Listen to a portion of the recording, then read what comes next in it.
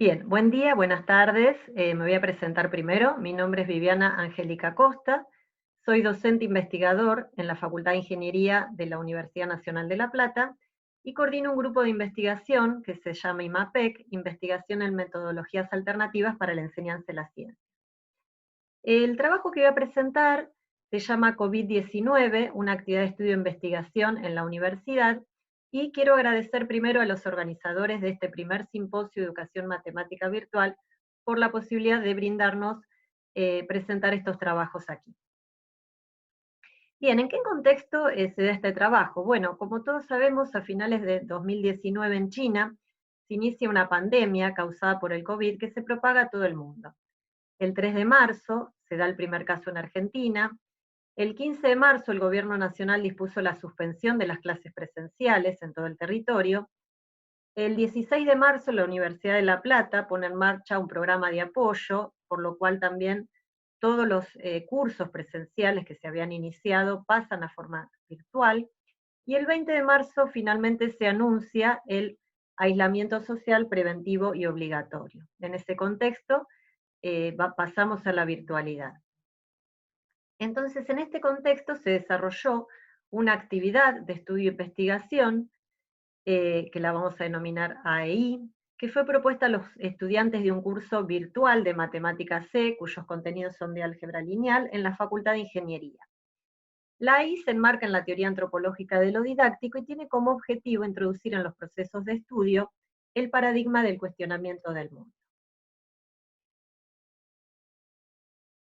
Bien, vamos a contar primero cuáles son los aspectos fundamentales de la teoría antropológica de lo didáctico, que la mencionaremos tal, que ha sido desarrollada por Chevalard, que es un matemático francés que tiene la línea de la didáctica francesa. Chevalard posiciona la matemática y al hacer matemático dentro de una actividad humana y menciona que esa actividad humana se puede describir a partir de la denominación de praxeología. Praxeología se dividen en las organizaciones matemáticas y la organización didáctica, y a su vez la praxeología se conforma de dos partes: la praxis, que es el hacer, que la conforman las tareas y las técnicas, y el logos, o el saber hacer, que la conforman la tecnología y la teoría, que son las que explican las técnicas y las tareas. Además, Chevalard menciona que el saber matemático se construye como respuesta a preguntas. Esas preguntas pueden ser tanto de dentro de la matemática, es decir, intramatemáticas, o también preguntas que hayan surgido fuera de la matemática. ¿Qué propone la TAD entonces para enfrentar los diversos problemas en la enseñanza y aprendizaje de la matemática? Esta teoría propone lo siguiente. En general, en lo tradicional, los procesos de estudio y el currículum se enmarcan de la siguiente manera. Es decir, hay un bloque teórico tecnológico, que es el saber, se estudian respuestas, y eso da lugar al bloque de tareas y técnicas, es decir, la práctica, el clásico teoría práctica, y hay un olvido de las preguntas que originaron el saber. Esto, la TAD propone que no, y cambiar esto por preguntas a problemas reales de interés social, buscar respuestas que den una razón de ser al estudio y le den un sentido.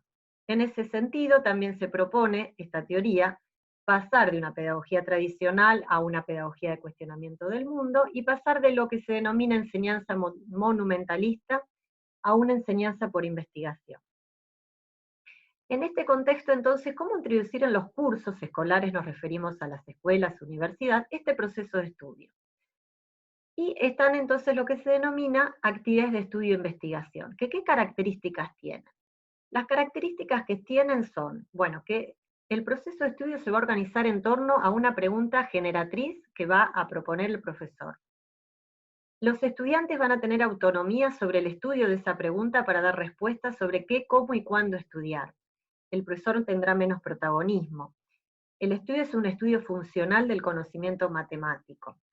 Se espera que haya gestos y actitudes de los estudiantes propios de la investigación. Se discuten y validan las respuestas. Esta AEI que presentamos en este trabajo se realizó en un curso semestral de Matemática C, en el segundo año de la carrera, que ese curso se inició en modalidad presencial el 5 de marzo, pero luego ya el 16 de marzo se adaptó a la virtualidad con un espacio de Zoom para las clases sincrónicas y un espacio de Google Classroom para tareas y pizarra. El curso inicialmente tenía 90 alumnos y al pasar a la virtualidad se redujo a una participación de 70 alumnos, y los contenidos matemáticos a estudiar para la I que se propuso fueron los de proyección ortogonal sobre un subespacio, mínimos cuadrados, resignificar el concepto de sistema lineal incompatible y de función exponencial. La I comienza, como dijimos, con una pregunta generatriz, que lo interesante es que motive a los alumnos a generar ese estudio.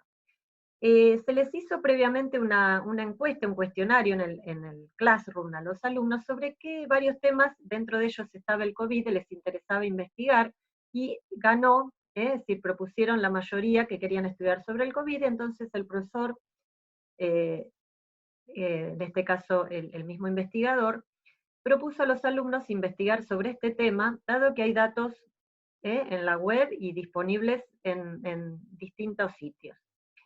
La pregunta entonces que se propuso es: ¿podrá servir conocer el proceso de crecimiento exponencial y el tiempo de duplicación de cantidad de infectados en una población para analizar la propagación de enfermedades infectocontagiosas y en particular la propagación del COVID? Y de esto también surgieron preguntas derivadas, por ejemplo, es decir, que desglosaban esta pregunta generatriz: ¿qué significa un crecimiento exponencial? ¿Qué significado tienen los parámetros de un modelo exponencial? Si conocen qué propiedades tiene la función exponencial, cuáles fenómenos puede modelar, a qué se llama en crecimiento exponencial el tiempo de duplicación, cómo se calcula y por qué sería de interés conocer esto que se conoce con el nombre de tiempo de duplicación, para qué sería importante. Justamente en ese momento había aparecido una noticia en un medio de noticias de Argentina que mencionaban estos aspectos, así que era justamente un tema muy de actualidad y de preocupación para todos. La AI, entonces, esta primera parte se desarrolla, ellos investigan, forman grupos, investigan en la web, en libros, consultan también al profesor, si bien el profesor tiene un protagonismo distinto al tradicional, pasa a ser un media, lo que se conoce en la TAR como un media de los estudiantes. Ellos estudian y resignifican el concepto de función exponencial y presentan un primer informe con respuesta a estas preguntas. Cabe acá mencionar que para el estudio del cálculo del tiempo de duplicación, ahí requirieron la ayuda del profesor, no todos los grupos comprendían cómo calcular ese tiempo de duplicación. Luego se les presenta a la semana como una segunda parte de esta actividad de estudio-investigación, y la pregunta fue que seleccionaran dos grupos de datos de cantidad acumulada de infectados de COVID de dos países o de dos ciudades que ellos quisieran investigar durante una ventana de 8 días. Y la idea era que de esa ventana de 8 días pudieran calcular de cada uno de esos dos lugares el tiempo de duplicación para vincularlo con las medidas de aislamiento impuestas por los gobiernos en esas dos regiones. Así que esto era una pregunta abierta, investigar un tema en el cual ellos tenían que buscar los datos, tenían que justificar por qué iban a ir a buscar esos datos. Y luego tenían que resignificar las respuestas que daban en términos de dar una conclusión.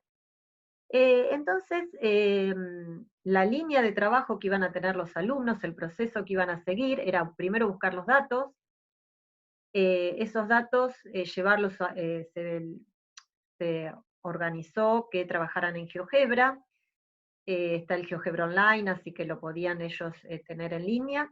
Esos datos los volcaron en una hoja de cálculo, crearon una lista de puntos, está la lista de puntos, y bueno, ¿y cómo aparece la función exponencial allí? Justamente lo que había que hacer era ajustar esos puntos. ¿Qué quiere decir ajustar esos puntos? Entonces lo que se plantearía era que construir una función exponencial que uno quisiera que pasara por los puntos, pasara entre comillas podemos decir, con lo cual generarían un sistema de ecuaciones no lineales, de 8 ecuaciones para cada uno de los dos países o ciudades que tenían de esos datos.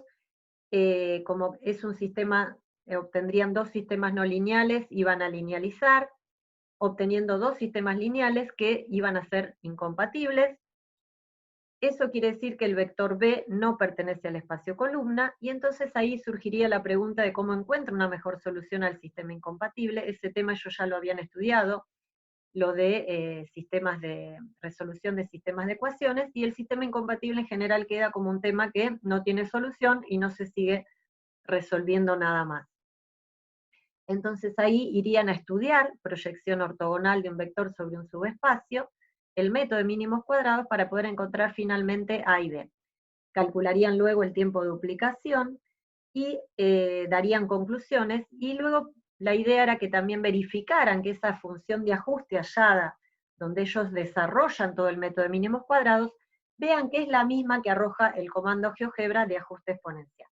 Este sería el proceso de estudio que ellos harían, donde se ve que ellos se inicia el proceso con las tareas y las técnicas para luego dar lugar a lo que es la teoría y la tecnología.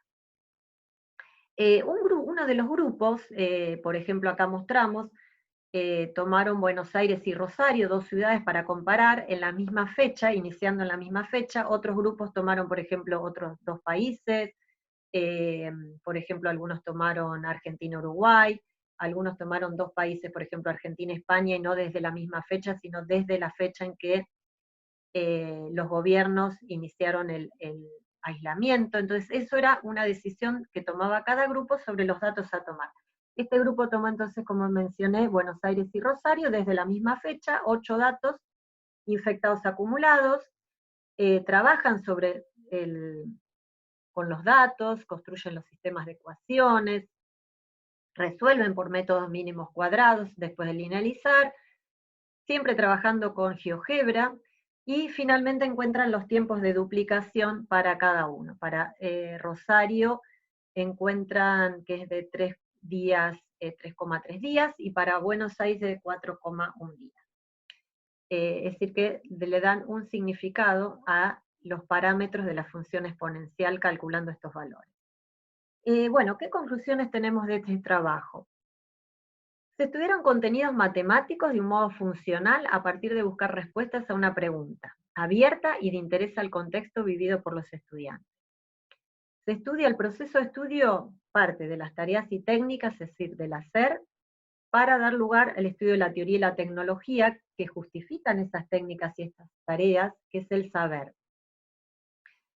Se propuso a los alumnos un proceso de estudio que se acerque al paradigma del cuestionamiento del mundo, y como última reflexión es mencionar que esta AI puede ser adaptada e implementada en la escuela secundaria para el estudio de la función exponencial, reemplazando el estudio del método de mínimos cuadrados para hallar el modelo funcional que ajusteó los datos por el comando ajuste exponencial de GeoGebra, constituyéndose además de este modo el software en una nueva praxeología matemática. Bueno, ahí finaliza el trabajo. Les menciono acá o muestro la bibliografía utilizada, y finalizo y agradezco nuevamente a los organizadores del simposio y los saludo a todos y muchas gracias.